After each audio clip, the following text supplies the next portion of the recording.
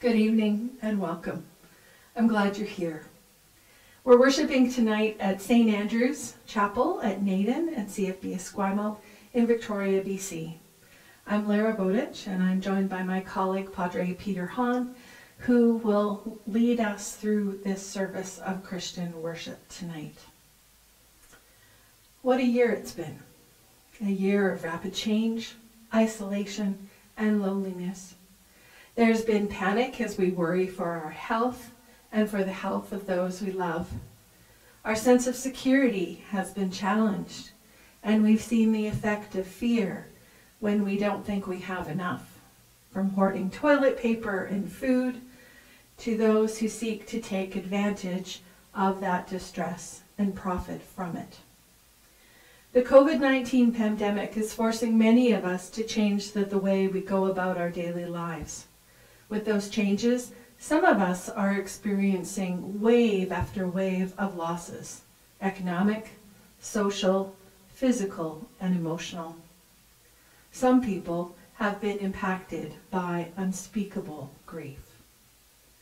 We wear masks, but not just to protect ourselves from COVID, but to hide our true feelings behind. Speaking with members of my community, it's clear that we're deeply fatigued. Christmas break can't come soon enough, but many cannot go home to their loved ones despite the intense longing to be with those they love. It's important that we allow these feelings and acknowledge the grief. The longest night service, or sometimes called a Blue Christmas service, is for those who do not feel the joy at Christmas, but rather sadness and longing and emptiness. Let us use this service, held on the longest, darkest night of the year, to be present to one another and to our God. Let us come and go before our God.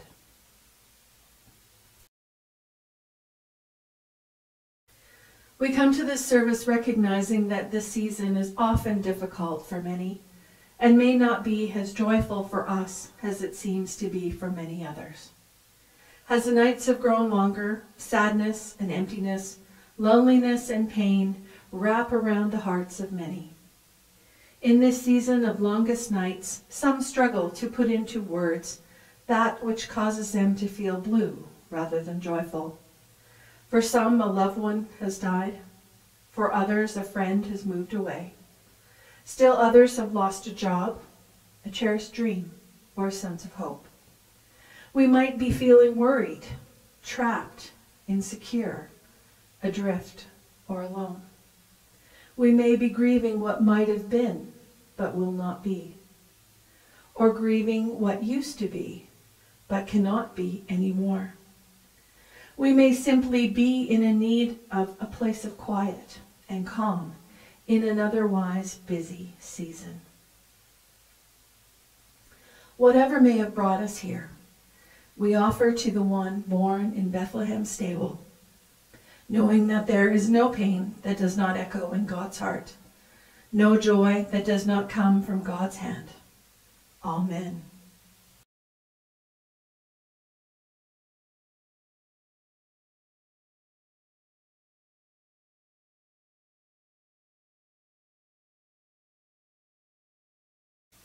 As we light the Christ candles to signal peace and goodwill to all on earth, let us remember all who yearn for a word from God, and all who gaze into the night sky, longing and in hope, listening for an angel's song.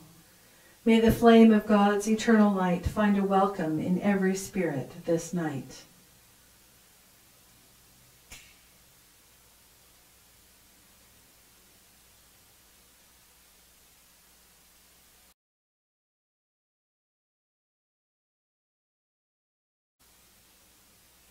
Please pray with me. O God of all seasons and senses, grant us the sense of your timing to submit gracefully and rejoice quietly in the turn of the seasons. In this season of short days and long nights, of gray and white and cold, teach us the lessons of endings. Children growing, friends leaving, loved ones dying, grieving over, grudges over, blaming over, excuses over. God, grant us a sense of your timing in this season of short days and nights, of gray and white and cold.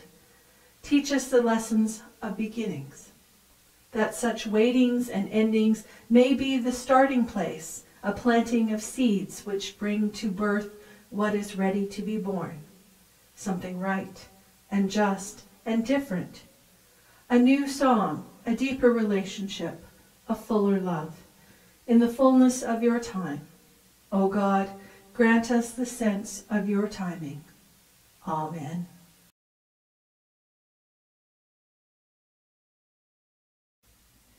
A reading from the book of the prophet Isaiah. Comfort, O comfort my people, says your God. Speak tenderly to Jerusalem and cry to her that she has served her term, that her penalty is paid, that she has received from the Lord's hand double for all her sins. A voice cries out, in the wilderness prepare the way of the Lord, make straight in the desert a highway for our God. Every valley shall be lifted up, and every mountain and hill be made low. The uneven ground shall become level, and the rough places a plain. Then the glory of the Lord shall be revealed, and all people shall see it together, for the mouth of the Lord has spoken. A voice says, cry out. And I said, what shall I cry? All people are grass. Their constancy is like the flower of the field. The grass withers, the flower fades, when the breath of the Lord blows upon it. Surely the people are grass. The grass withers, the flower fades, but the word of our God will stand forever. The word of the Lord.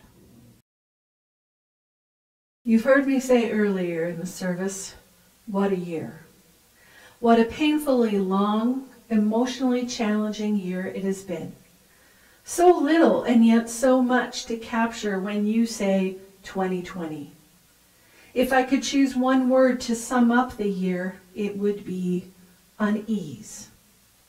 It has been an uneasy year at all levels of society, in all fields of trade and commerce and employment. We have seen great levels of anxiety and revolt as people learn some of our beliefs and ways of behavior are not just. Even unease's synonyms capture the experience accurately. We've lived in dread, in fear for our loved ones' health, along with their overall well-being. Communal horror has grown as numbers of people die from this deadly illness we only had a slim glimpse of this time last year.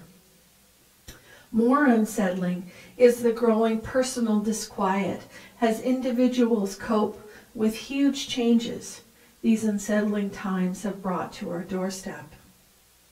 This is not the first time that a people or nation have felt that unease. The prophet Isaiah speaks of a time in the nation of Israel's history when the people of Israel are in exile in Babylon. They long for the days of old and the old ways. Yes, they try to maintain their customs, traditions, and habits, but that time and life get in the way. But the yearning for what was remains so strong and becomes like a jail term where they can't move ahead or to the side or anywhere but where they are. Sounds familiar, doesn't it? Change, restriction, limitation, curtailment all capture some of the impacts of this year and the Babylonian exile. Families not able to get together to mourn for a life ended all too soon due to the curtailment of funerals and travel. Limitation of movement has amplified whether our intimate relationships are lacking and empty, or adequate and resplendent with such succor that our cup is overflowing in abundance. People's sense of security, if not challenged, was decimated when they lost their job. What an overwhelming wave of emotions. and it bears our speaking of them so that we can put them into helpful perspective and not get stuck in the darkness. My colleague Padre Jansen talks about grief like the tide, rolling in and out. We're standing in the shallows, feeling that tide pulling and pushing us, threatening to pull our legs out from underneath us. If we are able to take a few steps to the shore, to put the wilderness a bit behind us, we can see between the tides the items left behind, uncovered for our benefit. A seashell, a piece of driftwood that looks like a face, a pearl of joy because profound relationships, the gift of a life well lived despite short, accomplishing new skills one never thought possible, and finding new resilience within. The wilderness may be rugged within you as you struggle and adjust to these losses, but do not lose sight. A new way is being prepared for you as well. Isaiah declared that there would be a highway built in the heart on which God would travel. In this beautiful symbolic language, the prophet is saying that this is what God undertakes when he comes into our lives. The next step is that he begins to change us, to reconstruct our lives. Every valley shall be raised up. In the low places of life, the discouraging times, times when you feel crushed and defeated, there will be comfort and encouragement from the Lord.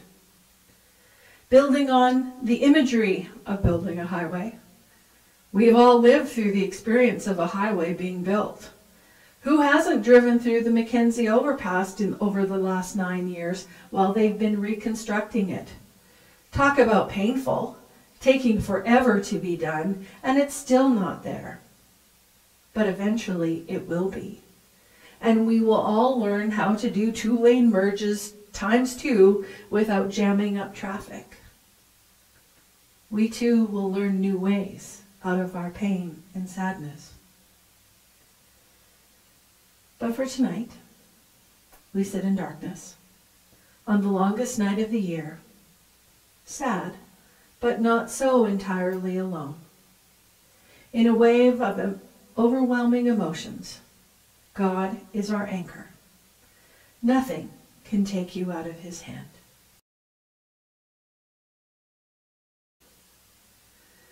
We call to mind those especially we miss at Christmas. We remember them by name in our hearts. We still hear their voices and celebrate our memories for them. We acknowledge and mourn losses suffered, loss of relationship, loss of stability, the shaking of foundation of our lives. We remember the many emotions and experiences of Christmas: grief, disbelief, anger, deep sadness, as well as gratitude for the care of family and friends and the support of all who have stood with us. In the beginning, God says, "Let there be light," and there is light.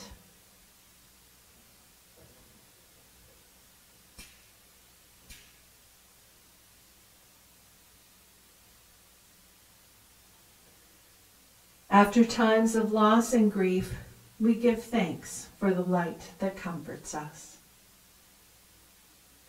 In the lives of our forebears, God showed the way from a place of pain to a land of promise. When our journey is the hardest, the way ahead unclear, and we wonder if the tears will ever stop, God says, "Let there be light," and there is light.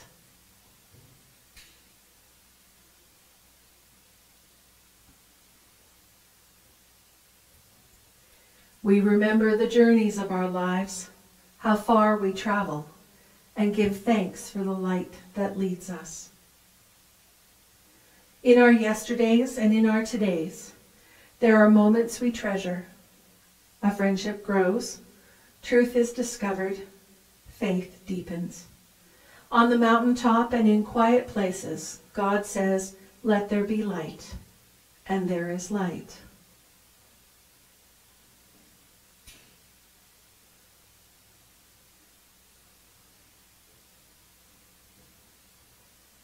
We remember all the ways in which we have been blessed and give thanks for the light that shines on us.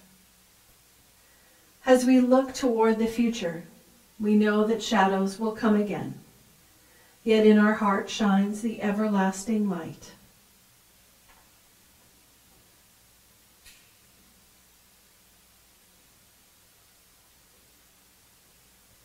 God of hope, give us this night a glimpse of trust and assurance, a sense of purpose and possibility. Come into our hearts and our minds, bringing comfort, health, and peace. Recreate in us a sense of thanksgiving in the joy of your love. Amen.